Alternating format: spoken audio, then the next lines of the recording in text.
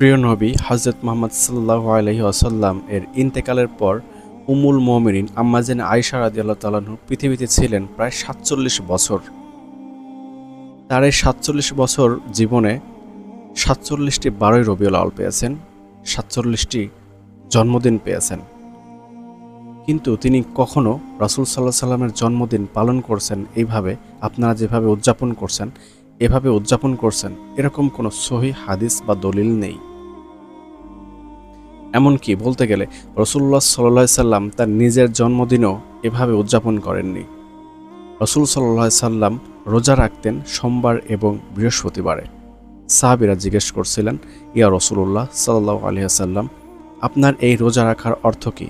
তখন রাসূলুল্লাহ সাল্লাল্লাহু আলাইহি সাল্লাম বলেছিলেন, আমার এই রোজা রাখার অর্থ হচ্ছে এই দিনে আমার জন্ম হয়েছিল এবং এই দিনে আমি ওহীপ্রাপ্ত হই। রাসূল সাল্লাল্লাহু আলাইহি সাল্লামের সহিহ সুন্নাত এটাই যে সোমবার এবং বৃহস্পতিবার রোজা রাখা, এবং সেটা শুধু ১২ই রবিউল আউয়াল মাসে না, সেটা সারা বছরের জন্যই। কিন্তু আপনারা যেভাবে যশনে জুলুস পালন করছেন, উদযাপন করছেন, রাস্তাঘাটে মিছিল মিটিং করে বেড়াচ্ছেন, এটা কি আদৌ কোনো ইসলামিক কোনো কিছু? এটা কি আদৌ কোনো কিছু ছিল, নাকি এটা বাড়াবাড়ি, নাকি এটা বিদআত?